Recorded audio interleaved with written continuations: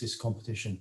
I'm Dean of Graduate Research at the University. I'm very pleased to be your host today for this afternoon's event. I'd like to start by acknowledging country. I would like to acknowledge the traditional custodians of the lands on which the University of Wollongong is situated. I pay my respects to the Aboriginal elders. I'm past graduate research at the university. Knowledge holders and teachers to be your host today. I acknowledge their continued spiritual and cultural. I'd like to start by acknowledging country. As we share knowledge, teaching, and custodians of the lands on which the University of Wollongong is embedded forever, my respects to the custodial elders. I'm past graduate research at the university. Knowledge holders and teachers to be your host today. I acknowledge their. So it does give me great pleasure to welcome. Start by acknowledging country. As we share knowledge, teaching, and custodians of the lands which the University of Wollongong is embedded. It does give me great pleasure to welcome you today. I'm a new Dean of Graduate Research at the University of Wollongong, so this is my first event that I've hosted. And today very much is a celebration of all the research that goes on at the university and the good work that the PhD students that undertake that supports our research at the university. First of all, I would like to go through some housekeeping items with you just to ensure that you understand and follow what we're going to be doing today. This competition is being recorded. It's also being broadcast via YouTube. So we look forward to many folk internationally being able to join us today. We have sponsorship today of today's event by Unibank. We're very grateful for that sponsorship. Unibank is a proud supporter of the 3-minute thesis competition, and we're very grateful for their support today. The 3-minute thesis competition has been run since 2008. It was first established at the University of Queensland, and since that time it's grown. It's grown throughout Australia, and now it's grown internationally. And we have 900 universities in 85 countries taking part. And so today is the culmination of the University of Wollongong's activities in the 3-minute thesis competition. And we've got 10 excellent presentations today of the finalists who have been through heats in the faculties and schools at the University of Wollongong. I'm now going to hand over to my colleague, Associate Professor Hong Lin Chen, who is the Associate Dean for Graduate Research at the university, who's going to introduce the panel judges. Thank you, Clive. Good afternoon, everybody. Thanks very much for joining us today. I'm delighted to work with our panel judges to select the winners for UOW 3MT Finals 2020.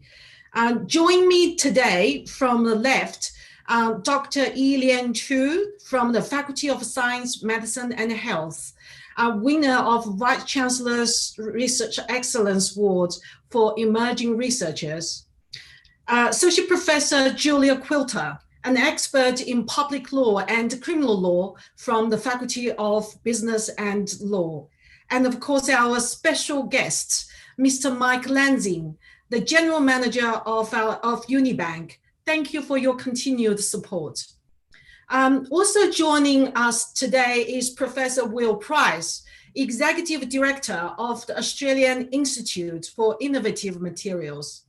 Last but not least, distinguished Professor Antoine van Ooyen, Director of Molecular Horizons from the Faculty of Science, Medicine and Health.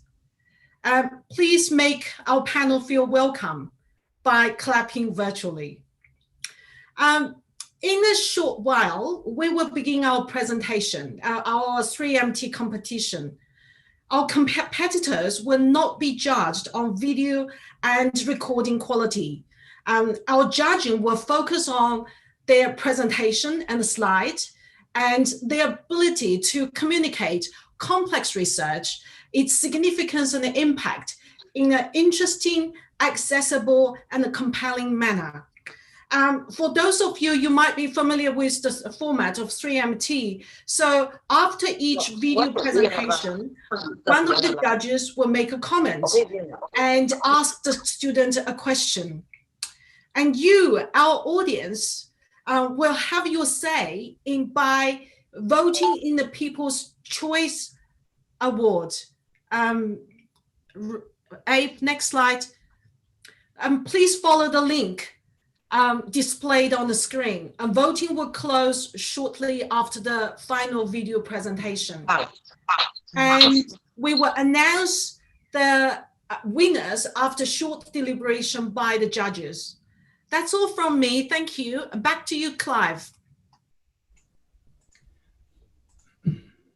Thank you, Hong Lin. And again, a warm welcome from me to today's event. I'd just like to give one more additional piece of housekeeping. If you're not speaking at any time, please mute your microphone, mute your camera, because that will affect the audio quality of the presentations today. I'd like to also formally welcome Deputy Vice Chancellor for Research and Innovation, Jenny Martin, who will be presenting the winning names towards the end, and she'll say a few words of summary at the end of the competition today. With no further ado, let's make a start, and I'd like to invite our first finalist today, Grant Kinghorn, to speak. Grant is from the Faculty of Science, Medicine and Health, and he's going to be presenting today on making the leap, the transition of registered nurses to forensic mental health. Thank you, Grant.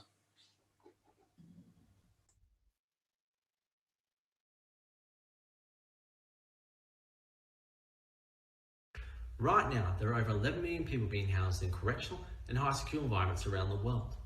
And while many of us may feel safe in knowing that such people are locked up, we must actually acknowledge the sobering fact that the vast majority of these people represent some of the most vulnerable and marginalised people in our society, especially if we consider complex health concerns such as mental illness. But let's be honest, who amongst us would actually want to work in such an environment? Well, there is one person. It is that of the registered nurse. But what's it like for nurses first working in this environment? Well, that's where my PhD went to find out. And through a mixed methods approach of an online survey with follow-up interviews, our research focused on registered nurses working in a high secure mental health environment that provided direct care to those from the criminal justice service. This is better known as forensic mental health. The aim of our study was to understand the transitional experiences for staff first working in such a unique environment. And so, what did we find? Well, firstly, regardless of the previous histories or risks posed by patients, over 90% of staff saw that working with patients and their complexities as the most satisfying element of their role, particularly when they compared to other jobs that they held in the community in a more traditional hospital setting. Furthermore, while 50% of staff stated that they felt unsafe during the first 12 months of work, this idea of safety actually wasn't based about patients or the physical environment. It was about their colleagues. It was about managers. It was about this idea of trust. And if they were to walk into the environment, would other people support them and be beside them when they actually needed it? And this idea of trust was actually seen to be more important than any potential risk posed to them. Now, similar to other literature, we found that this idea of belonging was quite important. For many, they felt that regardless of the qualities or skills that they brought to the job, that they still had to navigate lots of different cliques and had to earn their stripes. However, interestingly, when staff actually were confronted by this, they didn't change their practices or their standards. Instead, they developed their own cliques, their own social groups, people that they could rely and gain support from. Therefore, while we may presume that first working in a high secure environment may be challenging purely due to those who are housed in it, in reality, it is the idea of relational safety and feeling a sense of belongingness which actually is the greatest impact on nurse transition. So, if there is one take-home message about helping staff move into a unique environment, it's that transition is actually based on one of the core principles of healthcare, to care for those around you.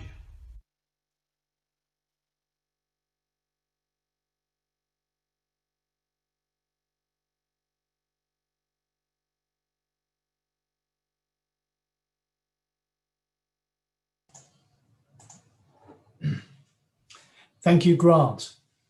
I'm now going to invite some questions from the panel.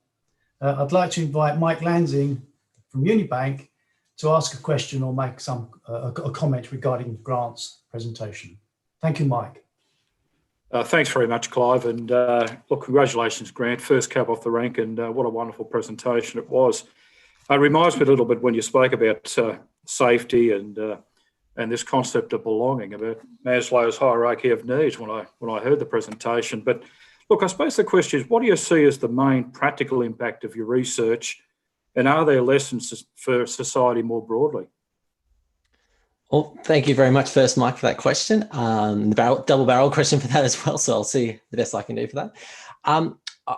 I think if I might answer the second part of that question first is, I think it's very easy to, when we look at any transition of staff going to any area, regardless if it's nursing, public health, or in a general sort of private community, that it's all about operationalizing. It's all about the strategic way and how to motivate people. But the reality is it's about the human resource element that's really important. But yet continuously, we still go back to, well, no, it's about our recruitment process and it's about the systems way rather than the human element. So I think that is one of the areas that regardless of where we sort of work, we can focus on those things. That's actually what will keep people in jobs and be more satisfied in jobs. And we know through research, if we can do that, productivity increases, and a lot of other things can work as well. So I think that's the sort of, I suppose, the more broader picture of it. In regards to practical implications, I think when we talk about the area that I'm particularly focused on is that we are working with people here. So the idea particularly about people feeling perhaps safe with their colleagues and being able to get support from others, that transitional experience for people actually meant that they were actually more satisfied in working with the clients and consumers. So that the actual implication, I suppose, is that if they can feel safe with colleagues, the direct outcomes for patients actually increases as well. Whereas those who feel that they can't be themselves or can't work in an environment safely because of their colleagues, means that the outcomes of patients can also decrease as well. So I suppose that's the real sort of overall implication, I suppose, of practice there. Fantastic. Thanks very much, Grant. Thank you, Mike.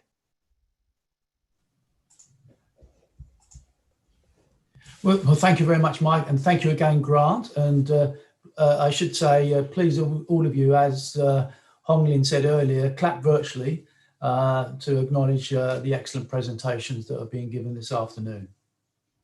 We're now going to move on to our next presentation, and our second finalist today is from Stefania Peraki, who's going to be talking to us from the School of Physics and the Faculty of Engineering and Information Sciences, and talking on Moon to Mars and beyond. Thank you, Stefania.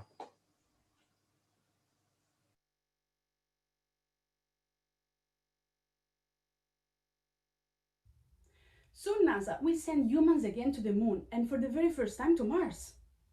Why should we do something so dangerous? Crashing meteorites, oxygen leakages, depressurization? Nah, forget about those catastrophic events that we see in movies.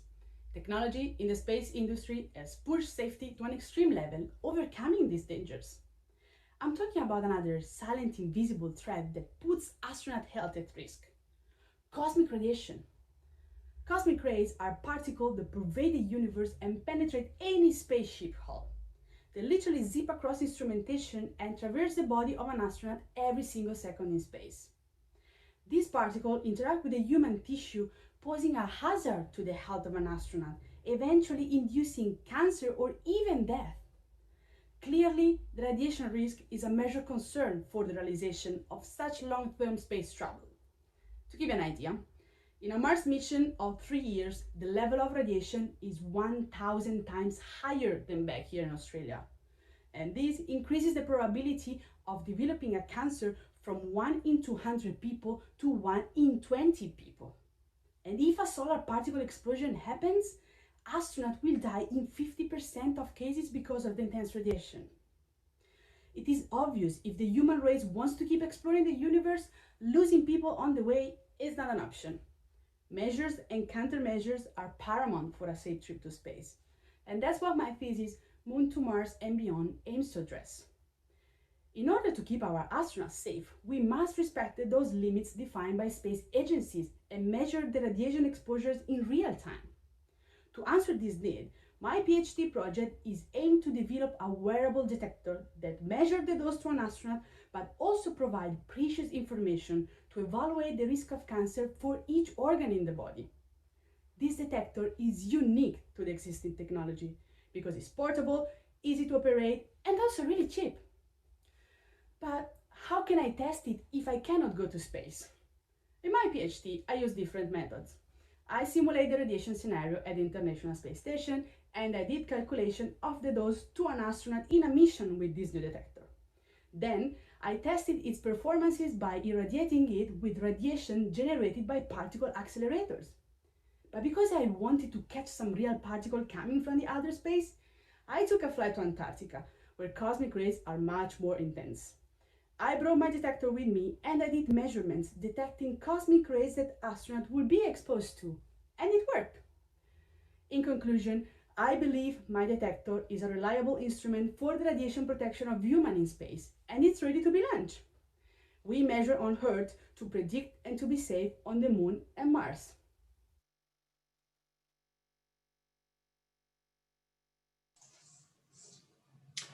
Thank you, Stefania, for your presentation today. I'm now going to invite Professor Will Price from the Australian Institute for Innovative Materials to ask a question. Thank you, Clive. Thank you, Stefania, for an excellent talk. Thoroughly enjoyed it. I wondered whether I could ask you about something you mentioned earlier in the talk about health effects and cancer. What's the experience of the International Space Station in terms of health of astronauts? Because clearly they've been in space for more than a year on the space station. Yeah, thank you for the question. Nowadays, the astronauts that we have in the International Space Station are monitored day by day, every single minute. So in terms of cancer, there's no cases so far because still there's a few detectors that are recording the dose and are actually monitoring minute by minute what is happening. So if there's a solar explosion, for example, they have been told to shelter in particular areas in the spacecraft. So the idea is, because nowadays astronauts will stay maximum 6 months on the International Space Station, so we know that the level of radiation they're getting in these 6 months is not causing any kind of as cancer or cataracts. What we actually know for sure is that if we send humans in space for more than 6 months, almost, let's say 3 years, effects are becoming deterministic. So for sure, they will develop this kind of cancer, cataracts, or DNA damage. So far we've been good at protecting our astronauts, but if we want to explore farther beyond, as I was saying in my presentation, we need to develop some models that tell us exactly with a very, very, very precise percentage, which is the probability for them to develop this kind of disease. Thank you. That was good. Thank you.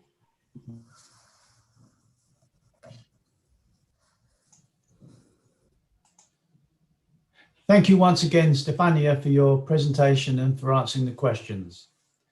I'm now going to introduce you to our third finalist today, who's Abdul Hai from the Australian Institute for Innovative Materials, the Intelligent Polymer Research Institute, who will be talking on an electrifying solution to unnerving problems. Thank you, Abdul.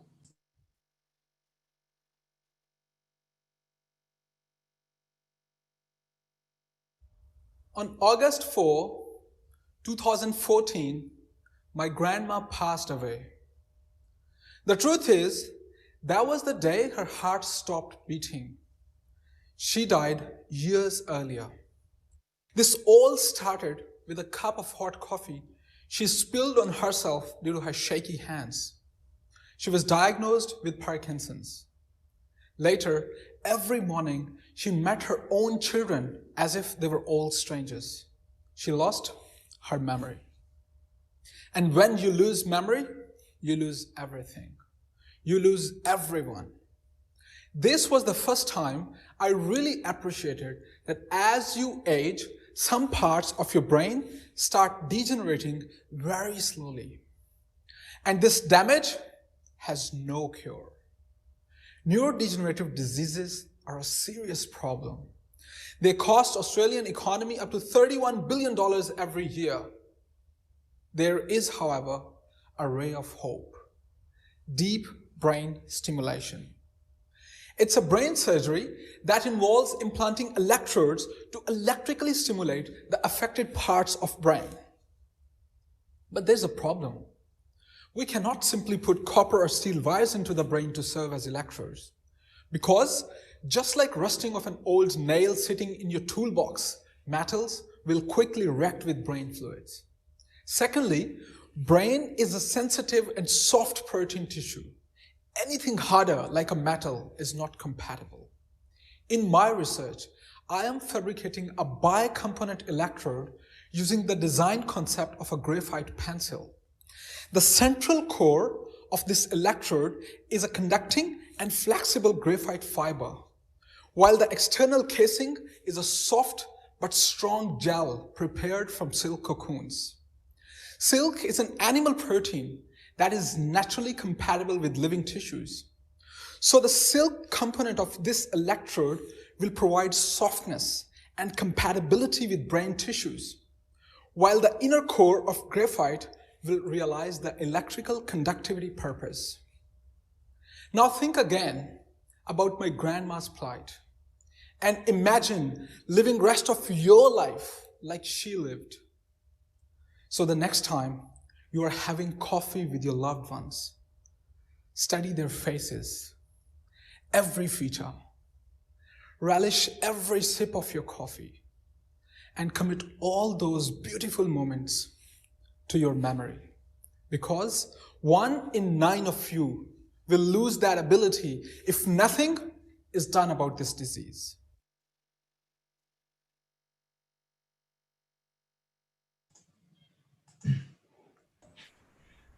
Thank you, Abdul, for your presentation. I'm now going to invite Associate Professor Julia Quilter from the Faculty of Business and Law to ask the question. Thank you, Abdul, for a really interesting presentation, and my cups of coffee are going to seem very different from now on. Thank you for that. You spoke about your grandmother having Parkinson's disease. Does your device have application to diseases other than Parkinson's disease? And if so, can you tell us about what those other applications might be?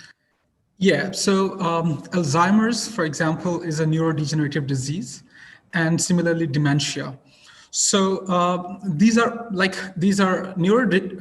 all come under the umbrella of neurodegenerative diseases, and I tell you that these are the second leading cause of death in Australia. So these deep brain stimulating, this electrode can be utilized, and that is researched for other problems as well. So there are a vast number of problems, attached with that neurodegenerative issue. Thank you, Abdul. Thank you very much. Thank you again, Abdul. Thank you. I would just like to remind everyone that we have the People's Choice Award in addition to the winner of the 3MT and the runner-up from the 3MT. So I would encourage you to consider your votes and think about who you'd like to vote for as the People's Choice Award. We're now going to move on to our next presentation. And this is from Karina Green from the Faculty of Arts, Social Sciences and Humanities. And Karina is talking about enhancing the teaching profession through school-university partnerships. Thank you, Karina.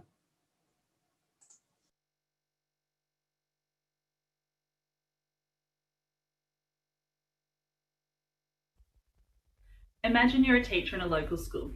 30 pairs of eyes gaze at you expectantly, ready to discover the mysteries of the universe. Or perhaps more realistically, and despite your best efforts, those cherubs are decidedly distracted from the extraordinary lesson that you have spent 3 evenings and a Saturday putting together. You are dedicated to these students, but you also recognise that there's a whole lot of work involved in facilitating their learning. Then, just when you thought you had a handle on it all, your principal approaches you and invites you to juggle yet another ball. They want you to take on a pre-service teacher, someone studying education at university, and host them in your classroom. You're not entirely sure where you're supposed to find the time or the energy to make this happen. You have no idea what this person has been taught at university, or whether they have any clue how to be in a classroom. This is a common situation across the teaching profession. Unfortunately, it leads to inferior experiences for pre-service teachers and reinforces the divide between what is learnt at university and the real world of teaching. In contrast, the teachers and school leaders in my PhD project hold a different position. I have been conducting a multiple case study exploring what motivates teachers to be involved in a school-university partnership where teachers and academics collaborate to connect theory with practice. In these partnerships, pre-service teachers might prepare a lesson as part of a university assessment task and then teach it to school students. Teachers lead tutorials at school, and teachers and academics develop a community of practice together. I have spoken with 23 teachers and school leaders at 4 different schools to understand why they choose to go above and beyond their own teaching responsibilities. Brian is the Deputy Principal at Bottlebrush Independent School. He believes there's a real onus on schools to strengthen the teaching profession by working with universities. Esther is the Principal at Eucalyptus Primary School. She spoke about the culture of her school, saying there's an underlying thing here that we're here to help, and it's our duty to support pre-service teachers. Gemma, a teacher at Grevillea Primary School, similarly spoke about a school culture that reinforces their partnership work. She made clear that because of our coaching and mentoring model, we see that responsibility not only in our own staff, but then also for the next generation of teachers coming through. Finally, Catherine is a teacher at Kangaroo Paw High School. She believes that partnerships help grow our profession. It keeps people both at the school and at the university on their toes and up to date with things that are happening. What the teachers and school leaders in my study have revealed is that their motivation to partner with their local university to develop pre-service teachers is intrinsically connected to their commitment to the teaching profession, and their involvement is possible because of the supportive school culture. Ultimately, these schools partner with universities to enhance the quality of teachers, university programs, and educational research, with far-reaching impacts for students now and into the future.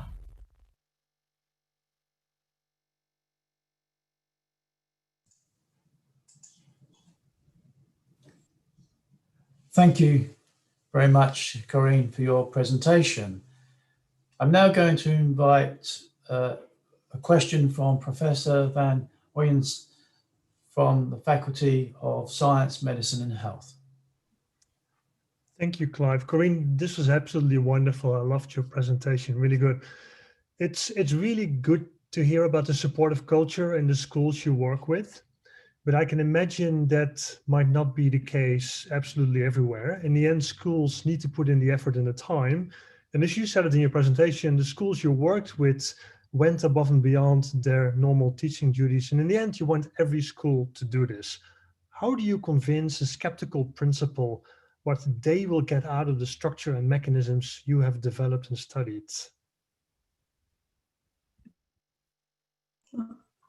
That's a really interesting question. Thank you very much, Professor. I think that it was an interesting finding from my research where I took typical school-university partnerships. They weren't ones that were really amazing or doing really interesting things. They were just everyday school-university partnerships, which is something that is being more and more required of schools and universities and more encouraged by policymakers as well. And a key theme coming through each of them was about these school cultures.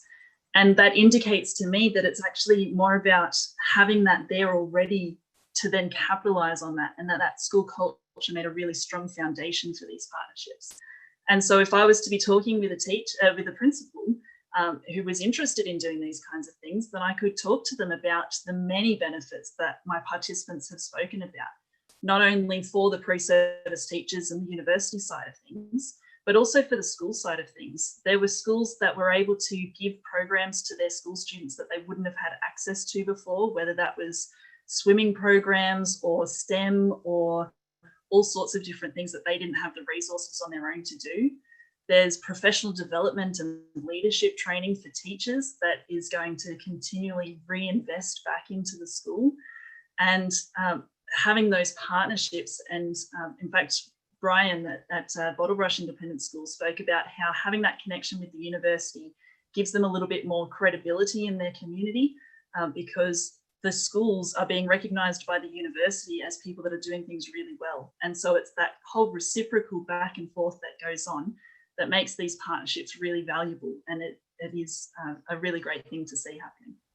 That's absolutely wonderful to hear. It gives one hope for the future. Thank you so much. Thank you very much. Thank you, Corinne, for your presentation and answering the question. And thank you, Antoine, for your question. We're now going to move on to the next presentation. This is from Susie Skinner from the School of Management, Operations and Marketing from the Faculty of Business and Law. Thank you, Susie.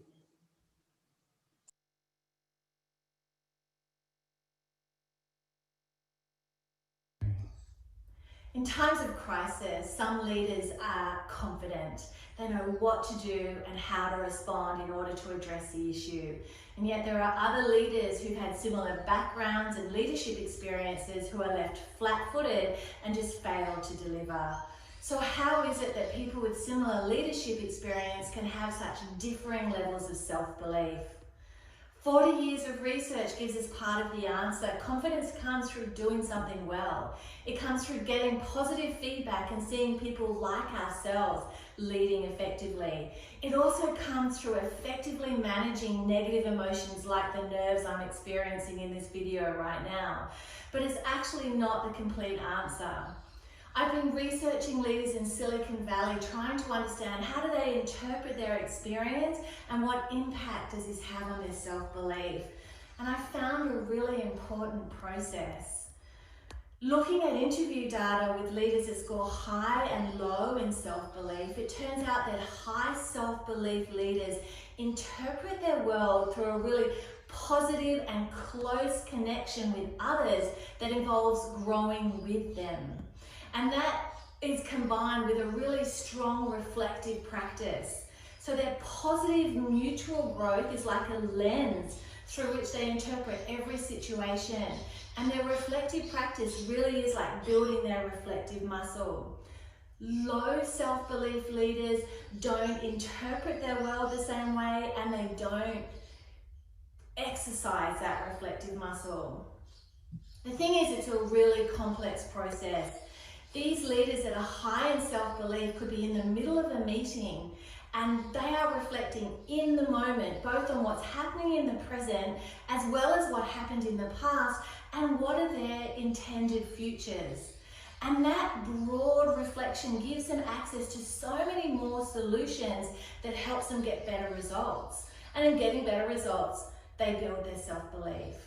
So when you combine these elements, you have what I call a reflective positivity process, an activated, positive, close connection of growing with others that is consistently reflected upon. And here's the point, our attention matters. Every reflection we have can increase or decrease our self-belief as leaders.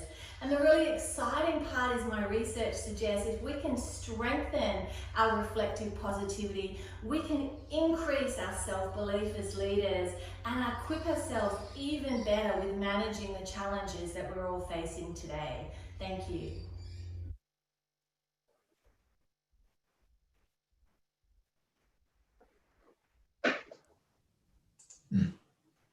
Thank you, Susie, for your presentation. I'm now going to invite Dr. Yi Lian Chu from the Faculty of Science, Medicine and Health to ask you a question. Hi, Suzette. Thank you so much for a lovely presentation. I really enjoyed it. And also, it's so topical. We are really looking for great leaders now to help us through all the crises that we are facing. I just had a little question about how you would use your research in practice to design leadership training to help future leaders, or perhaps even people who haven't had leadership experience yet. How would you train them to be great leaders? Thank you, Yilan. I love that question. It's one of the reasons I'm so passionate about the research is because the reflective positivity process that I uncovered in the data is accessible to everyone. And so that idea of, you know, we're going to be working in cultures where there's a lot more shared leadership and informal leaders without the position, and that's our real opportunity. So I see really the opportunity to build not just the skills and the competencies that we do a lot in leadership training, but really use this reflective practice to help it inform the way people are actually actively reflecting on and using their learning. So if anything, we spend, you know, billions of dollars every year on leadership training around the world.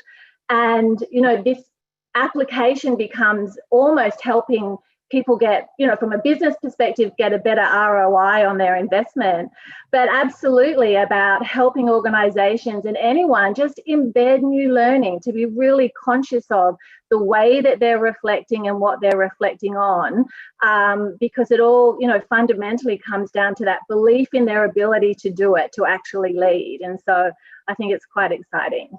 Thank you. Thank you. Wonderful answer and great talk. Thank you so much. Thank you. Thanks again, Susie, for your presentation today. Our next presentation is from Sharon James. Sharon is from the School of Nursing in the Faculty of Science, Medicine and Health, and she'll be talking today about the risky business of talking about lifestyle.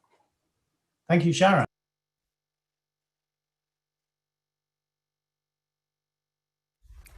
How would you like health practitioners to talk to you about your smoking, what food you're eating, how much alcohol you're drinking, or how much physical activity you're getting? Would you like them to ask whilst typing at the computer, or perhaps use complicated medical jargon such as hypercholesterolemia? Or maybe look at you and collaborate with you about your preferences, goals, and strategies for lifestyle risk reduction? Ensuring people lead healthier lives is part of the United Nations Sustainable Development Goals. With an ageing population and increases in the chronic disease burden, much needs to be done to support people to reduce their lifestyle risk. Many serious conditions such as heart attacks, stroke, diabetes, and numerous cancers are caused by modifiable lifestyle risk factors. But as a general practice nurse, I found that many things contributed to the quality of those discussions. I wanted to understand if other nurses had noticed the same things that I had. Given little is known about how nurses communicate lifestyle risk, this research informs nursing education, policy, and supports people to lead healthier lives.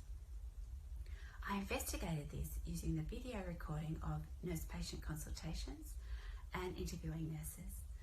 This confirmed my observations but raised many other issues.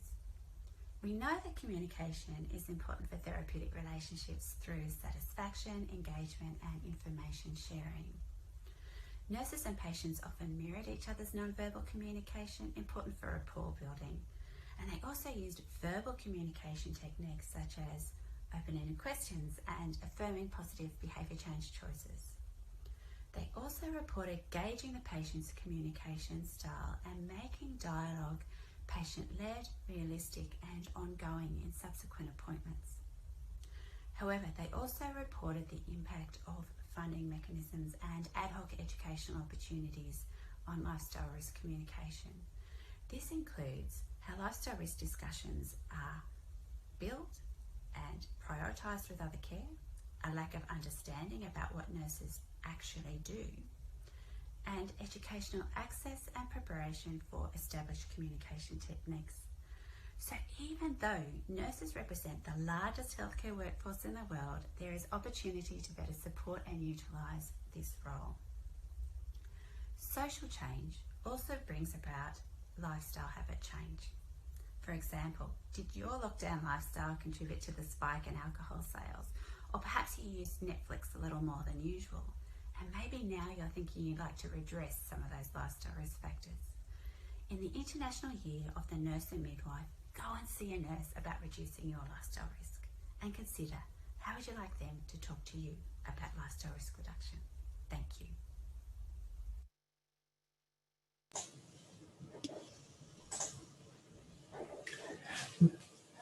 Thank you, Sharon, for your presentation. I'm going to now invite Associate Professor Julia Quilter from the Faculty of Business and Law to ask you a question. Thank you, Sharon. And I think we can all relate to issues to do with lifestyle during lockdown. But the question I have for you is that if you could change, I suppose, one thing about the environment in which nurse practitioners give advice about lifestyle, what would that be? Oh, just one thing? Look, I think when we communicate lifestyle risk, there's probably the biggest thing is funding mechanisms through which we provide care, and how those lifestyle risk discussions are prioritised within consultations, because many things, as we know, can be covered off in that short amount of time that we have with a practitioner. And I also think how those those communication techniques are taught at undergraduate level, and how we collaborate with other practitioners at a practice-based level. So making sure that we're all on the same page in order to support people to make those choices to improve their lifestyle. Thank you. And funding is often at the essence of a whole range of things, isn't it? Thank you again. Thanks, Julia.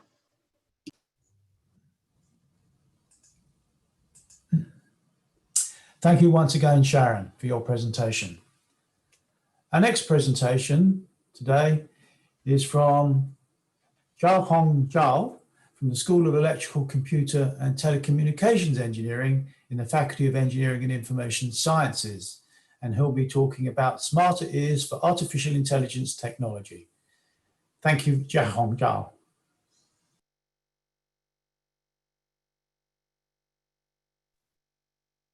Thank you. Congratulations! We survived the COVID-19 pandemic up to now. Early this year, I was struggling buying the toilet paper. And when I found it, I took a selfie. As you can see at the top of my slide, the photo can be blurry due to strong noise or out of focus. So there is a need to improve its quality. Our speech has the same rationale. There is always noise, echo, and other interfering sounds around us. So our speech can be hard to hear and needs to be purified and enhanced. Just like what we do to selfies using Photoshop. Nowadays, artificial intelligence is raising the quality of our lives. But in many applications, it needs to hear us clearly first. For example, when traveling from Wollongong to Sydney in the future, we can use the self-driving car and just say, "Hey, Sydney." If the car can hear us clearly, we can just sleep all the way. To achieve this, a few products have been developed using multiple microphones, such as Apple Siri and Google Home.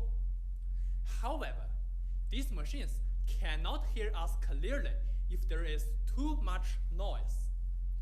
To solve the problem, much more microphones can be used technically, but there are real-world limits of the size and the cost of the products. If the noisy speech is not improved, the gateway to AI algorithms can be shut down no matter how smart they are. I have a better solution: novel microphone arrangements. My research designs a specific layout which can use 10 microphones to obtain a virtual traditional arrangement of 30 microphones. As you can see at the bottom of the slide, the figures show the amplification of sounds in the plane, and the new arrangement shows the advantage of receiving sounds only from one direction, while rejecting noise from all other directions. In this way, AI can hear us much more clearly using much less microphones. This can save money for the products by at least 16%, and this saving increases exponentially as the number of microphones goes up. In conclusion, I believe my research can lead us to a smart future by making AI hear us much better. Thank you.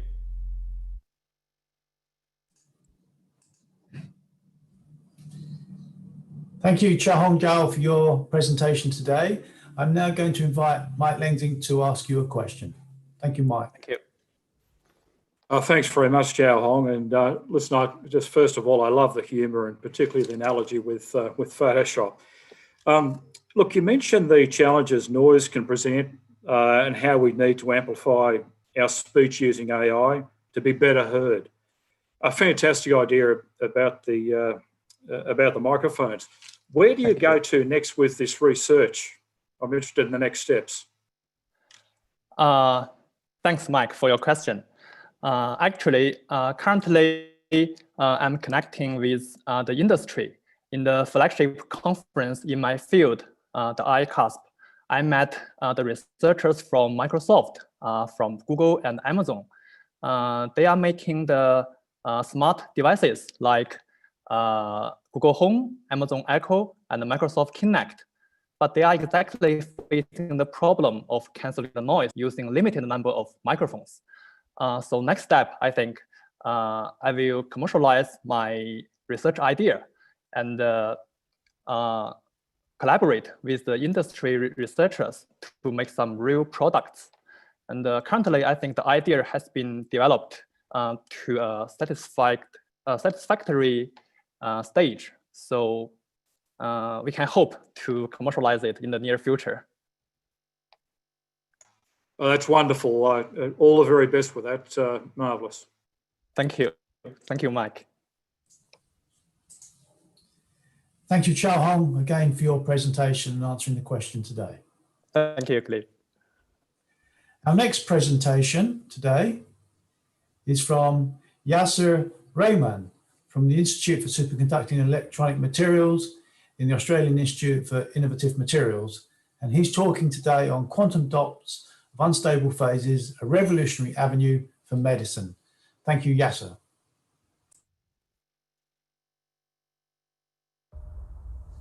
The invisible enemies, virus and bacteria, are all over Earth. They are more than stars. They distinguish no border. Do you remember an Italian family looking at her dying parent through a glass window? And a Chinese parent can only see their child from a distance. The agony, the pain from these suffering and terrifying deaths are unbearable, beyond imagination. And this all starting at a very small level, micro and nanoscale level, where virus enter into human cell. Is it possible to go one step ahead to stop this? Disease and cure exist in nature side by side. What if we find cure in the scales of a butterfly wings? Have you ever touched the wings of a butterfly? Surely you have bought some scales from her wings. These tiny scales are few nanometer size. They're beautiful, amazing. They not only give colors and patterns to butterfly wings, but also vital for her life. They absorb heat, help finding mate, give warning against predator. Likewise, if you make very small particles of a material or drug, these are called quantum dots. But making the quantum dots does not solve the problem, as these viruses and bacteria are becoming more resistant to conventional drugs. Have to find new materials. Every material in nature has more than one form of phase. Some are stable, some are not stable at room temperature. I stabilize the unstable by converting them into quantum dots. I develop quantum dots of cerium and iron by using precipitation method at high temperature and pressure. And simultaneously, I coated the particle with carbon to avoid the phase transition and to restrict their size. In the first stage, I treated the cell with these quantum dots. They showed excellent properties. They can easily enter into cell, they can be monitored from outside, they can be programmed for a particular target, they can remember the disease pattern. In the second stage, I'm decoding the DNA by connecting it with these quantum dots. This will stop the virus multiplication and boost the immune system. This research will give a new dimension to the field of medicine. So don't be afraid. These invisible quantum dots will not let your immune system to fail. I'm hopeful the unstoppable will be stopped. Thanks.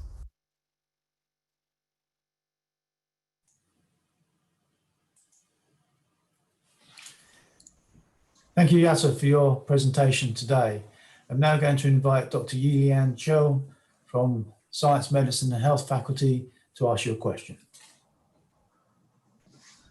Hi, Yasser. Thank you Hi. for a great talk. Good. And hello. I was very interested in making these quantum dots.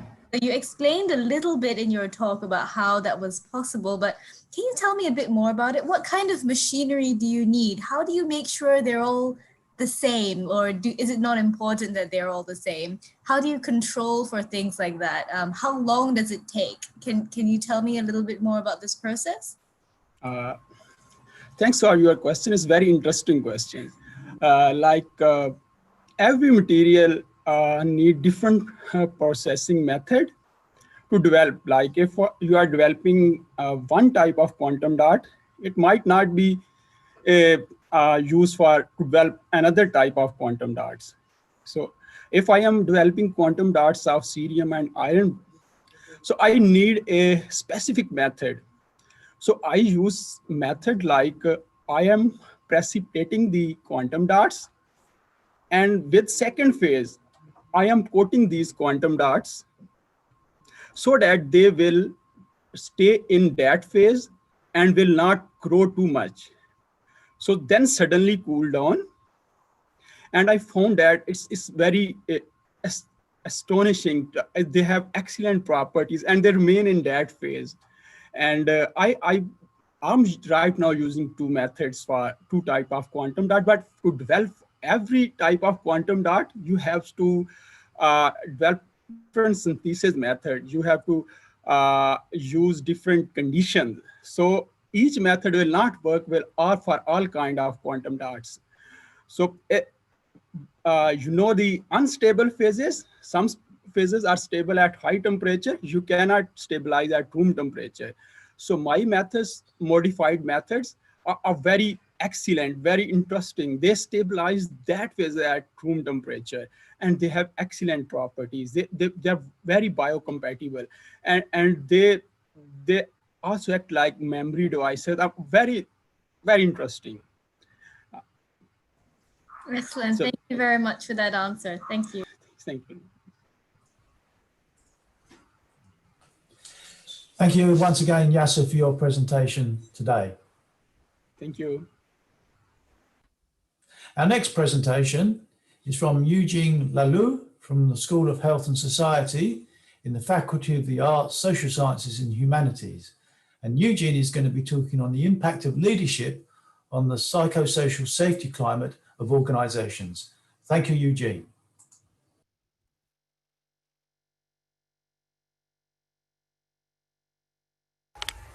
Hi, many of you may remember a popular character from the 1980s called B.A. Baracus, and he was known for telling people to toughen up.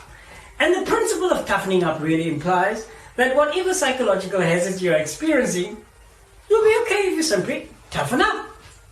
And sadly, when we looked at psychological injuries in workplaces, often we looked at the problem through similar lenses. One of the lenses that was used was called social inclusion theory. This theory tells us that in a hospital setting, for instance, doctors identify with other doctors and over time exhibit the behavior of that group. Likewise, nurses identify with other nurses and over time they exhibit the behavior of that group. So where bullying was studied in that context, for example, nurses were told to toughen up. If we think of the interventions that was often implemented, it was things like resilience training, assertiveness training, and what, ladies and gentlemen, is that other than to tell people to toughen up? But what if we don't have to toughen up? What if we find ourselves in a work environment where senior leaders set the scene by telling everybody this is how we're going to manage psychological hazards in our workplace? What if the level below those senior leaders consistently communicate and implement those policies, practices, and procedures so that the workers over time come to realize, wow, this is a wonderful place to work for. And that, ladies and gentlemen, is the definition of psychosocial safety climate. In plain English, we might simply say, it's a workplace that has got your back. Why is this important? Because Australia is registering very high levels of psychological injuries in our workplaces. And it's estimated that over the next 20 years, those levels would even increase because of changes in the work environment, for example. So we've got a vested interest to find out what we can do to address this problem. What have we found out up to now? One, that some industries, like for instance government agencies, has got low levels of psychosocial safety climate, making these very difficult workplaces for people. Number two, even though I said leadership was important, the literature doesn't really tell us much about the association between leadership and psychosocial safety climate. And that, ladies and gentlemen, is what we want to find out. We want to find out what is the association between the contemporary leadership styles, and there are many, and psychosocial safety climate. Why is this important? Because I believe my research can make a meaningful contribution to changing the popular narrative often quoted by leaders, so that when my research is done, leaders will say, human resources are our most prized assets, and therefore, when people work for us, we've got your back. Thank you. Thank you, Eugene, for your presentation. I'm now going to ask Professor Will Price to ask you a question. Thank you, Clive. Eugene, I really enjoyed the talk. Excellent presentation. I wonder, in terms of some of the places that you've looked at in your studies, as to whether not only the leadership makes a difference, but also the organisational structures. I mean, you spoke about government, large organisations. How does the workplace and the organisational structure affect the impact of leadership? Thank you for that question, Professor Price.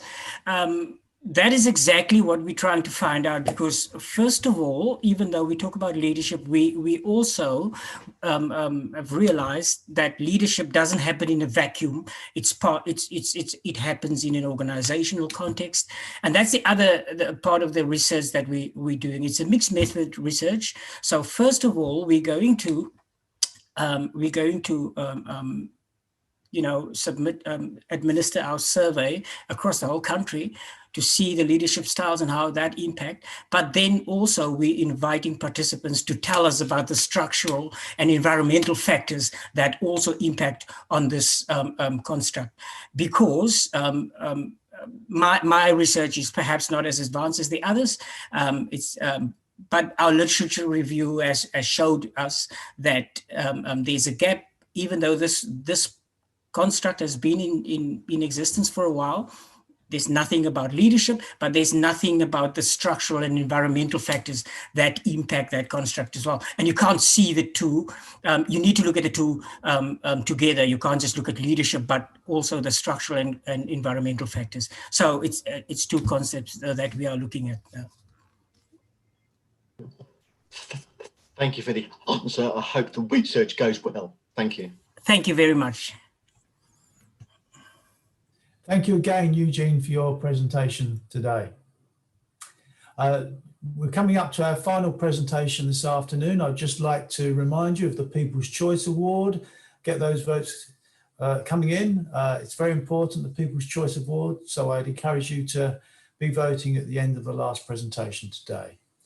We're now moving on to the next presentation, which is the final presentation today. And the presentation is by Afshan Ralph from the School of Management, Operations and Marketing in the Faculty of Business and Law. Thank you, Afshan.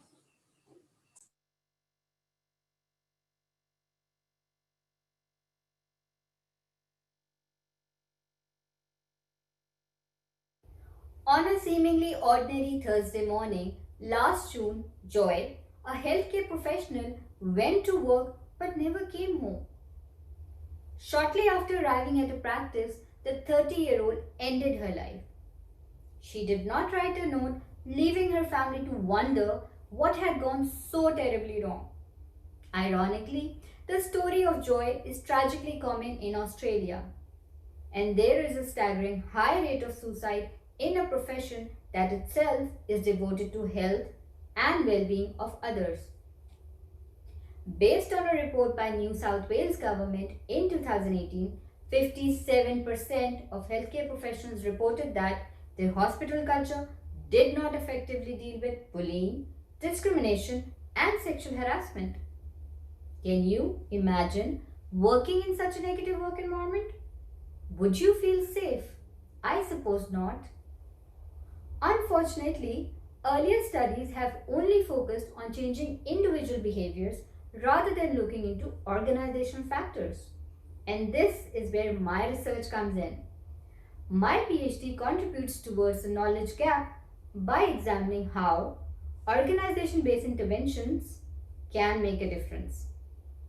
Initially, I interviewed 50 frontline and senior healthcare professionals to gauge the efficacy of ongoing well-being programs. And guess what? I identified the current programs were run on a scattergun approach basis and have not been communicated well to the frontline staff to meet their well-being needs. My research addressed this problem and initiated a monthly well-being calendar and ran several targeted training programs to enhance the well-being culture. During the training, participants were asked to spot strengths of their colleagues. Surprisingly, they were delighted to know their strengths and felt appreciated. These trainings resulted in an increased sense of belonging, high team spirit, enhanced trust, and a feeling of safety within day-to-day practice. These results helped me to establish a sustainable well-being framework for healthcare professionals. Currently, mental health is the third highest burden of disease in Australia, and 1 out of every 4 healthcare professionals is having a suicidal thought. I believe the sustainable well-being framework that I developed will harness a culture of well-being within healthcare settings. And this is how my research is reaching out to healthcare professionals in Australia.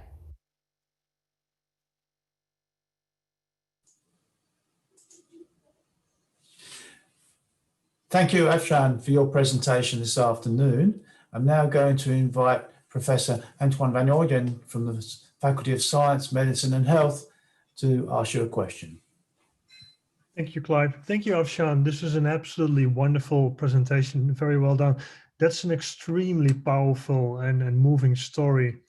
And it's wonderful to hear about your work and the impact it has on the well-being of healthcare professionals. And I think the saying is an ounce of prevention is worth a pound of cure.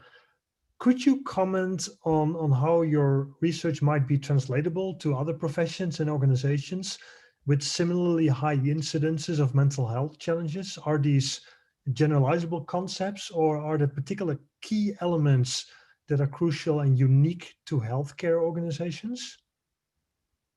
Thank you, Anthony, for your question. That is a very relevant question.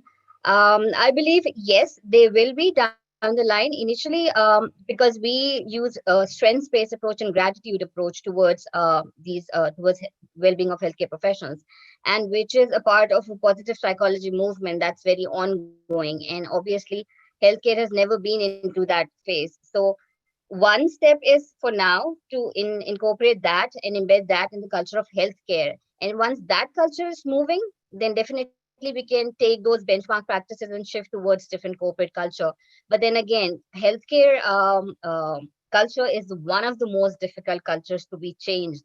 And I myself have had a pretty difficult time when entering and trying to provide my research to them. And it took me 2 long years to get on board with them. And now when I'm finally working with them and giving different interventions, they're inviting me to give more interventions to different set of groups.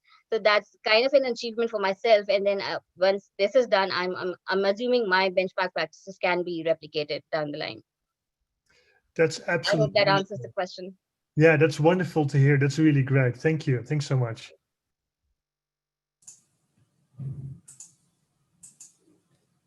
Thank you very much, Ashram, for your presentation today.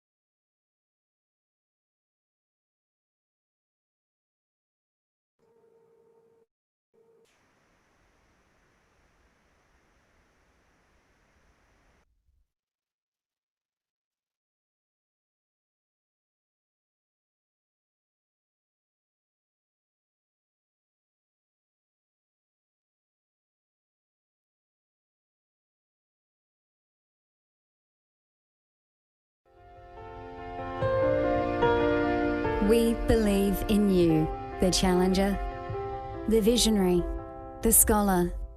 We believe in the contribution you make to our community, to our daily lives. We believe in the power you have to change minds, to change how things are done, to even change the world. Because we strive for those things too. At Unibank, we're determined to deliver better, smarter financial solutions to the university community, its students, staff and graduates. We'll take care of your banking so you can take care of the future. Unibank, no more.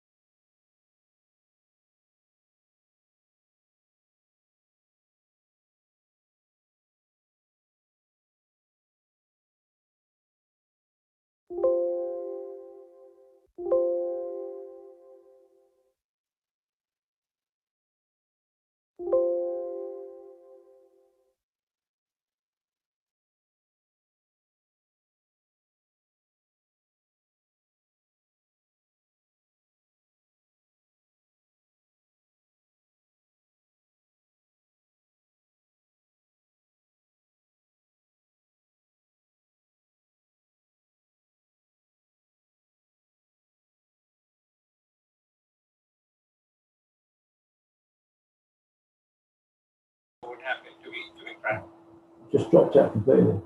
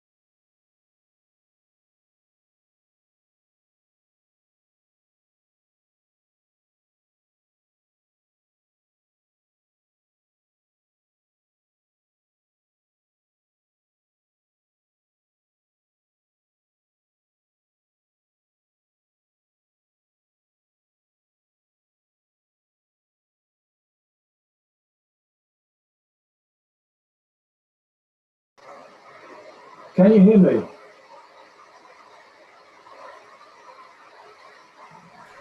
Yes, we can. Thank you.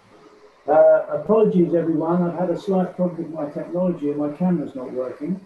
So we'll just carry on audio. We've now had the deliberations for the prizes, and we're going to announce those shortly. Before we do, I would just like to invite Mike from Unibank to say a few words.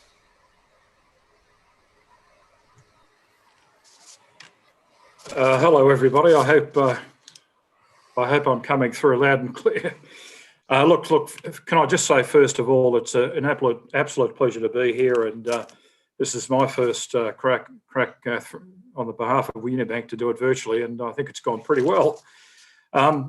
Just a big shout out to all the participants today. Some excellent presentations, and I'm sure you're all eagerly awaiting the results. So I promise I won't spend too much time talking a little bit about what we do. But look, suffice to say is we have supported a number of universities over the years in terms of the 3-minute thesis competition. One of the key positives for me in terms of the competition is inevitably it's the consequence of the public good that does arise as a result of the work that you guys are all doing. And for us, that's a really, really telling factor in terms of our support. So we will be there at UQ in October. I think this might have been this is the second time we supported Wollongong. Look, a little bit about who we are. We're a mutual bank. We're owned by the Teachers Mutual Bank Limited. Over the last few years, we've been cited as one of the world's most ethical banks. The only bank in Australia that is under the Teachers Mutual Bank Limited banner through an organisation by the name is Ethisphere.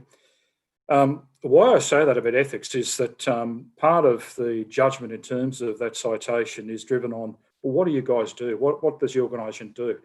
And we support a number of activities across the universities. I should add, we support students, we support university staff and graduates. And there are a couple of key areas, I suppose, that we do want to mention, aside from the 3-minute thesis competition. One of those areas is gender equity. So we're a big supporters of women in STEM. We have a partnership with the Academy of Science, which so when they provide some conferences, etc., we're certainly there doing that. And as a business, we've got a real commitment to gender equity.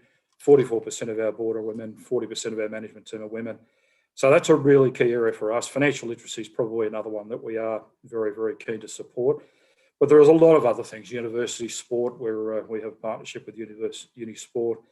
So look, there are a number of things we do in that sphere, and I don't want to really spend a lot more time talking about that. Other than it's just, this is a wonderful competition. We need to showcase what you guys do to as big an audience as possible, because for me it really goes to the heart of what universities are for, supporting research and indeed teaching as well. So look, I just wanted to leave it there. I just wanted to thank again the participants for providing some excellent presentations. We're delighted to be supporting the 3MT again this year, and I just wish all the contestants the best of luck as we move now towards the announcements. So thanks very much. Thank you very much, Mike, for your support and for those words.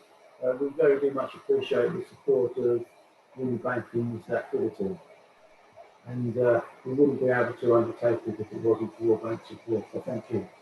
We're just coming up now to the announcement of the awards. I'd just like to, first of all, thank all the finalists today for contributing. You've all done an excellent job. You're all worthy of first place with your presentations. And I'd like to say it really does indicate the quality of the research going on in graduate research at the university.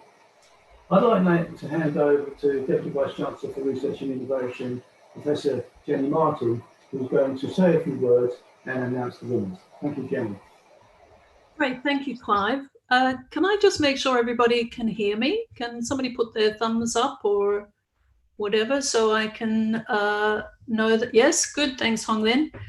Well, I echo those thoughts, Clive. What a fantastic showcase of high degree research and of terrific research communication skills. I'm really delighted by the range of topics that were covered and also by the diversity of our speakers who represent the broader diversity of our higher degree research community.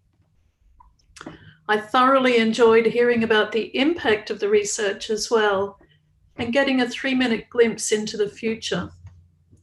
Every one of our finalists can be rightly proud of getting to the finals. They did a terrific job, and I am immensely proud of each of you for your high quality research and your presentation.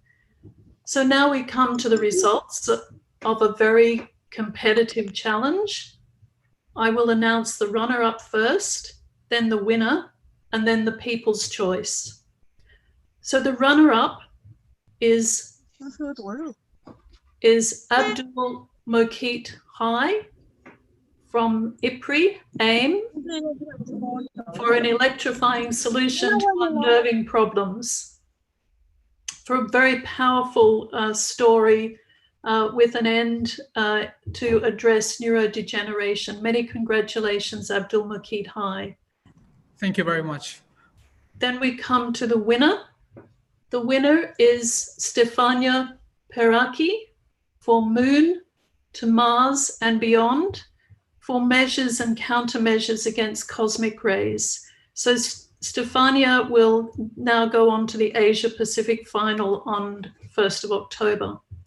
And then the people's choice is Chao Hong Zhao, who talked about smarter ears for artificial intelligence technology. But I think the reason perhaps he got a lot of votes was that he talked about toilet paper selfies and Hey Sydney, which really struck a chord, I think, in our ears. So I'd like to congratulate all of the winners and thank you very much for the time and effort that you put into to all of the finalists that you put into this competition. It really shows the breadth and depth of our research.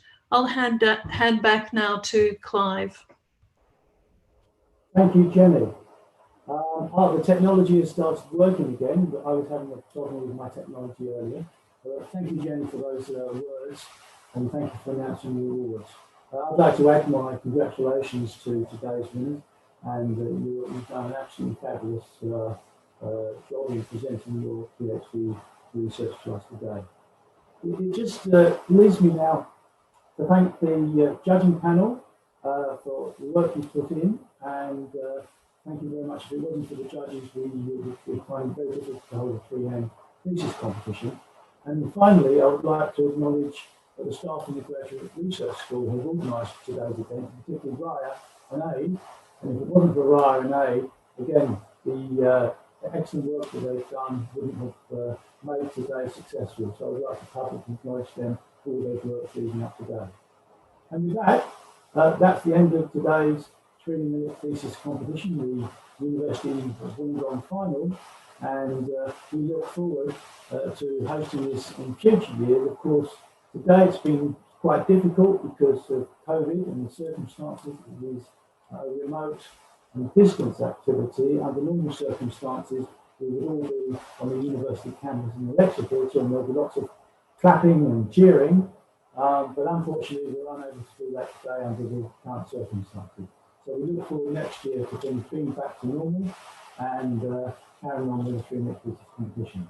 So thank you very much.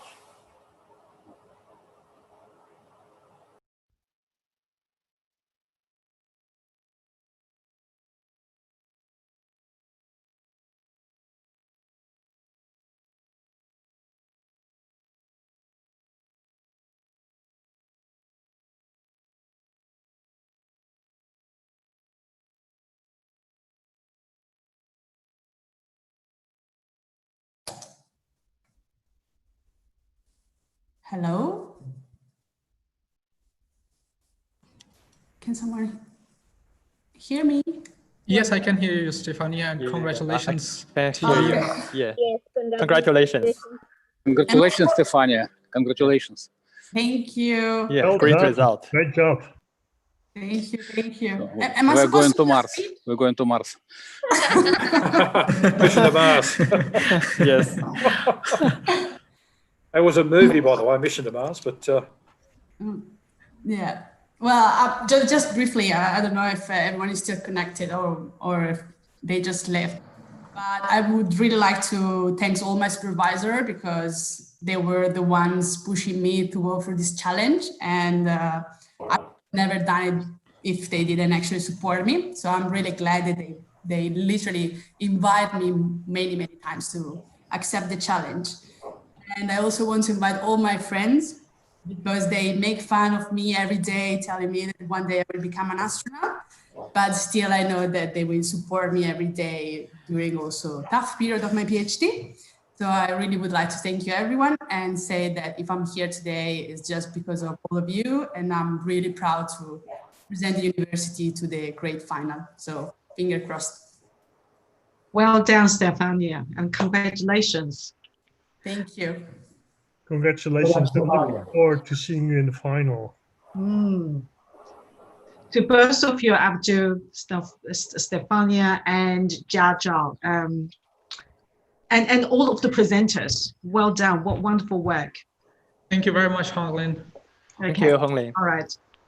I congratulate Stefania and Zhao for their beautiful presentations and very nice work with the body language, both of you. And it's a well-deserved, prize.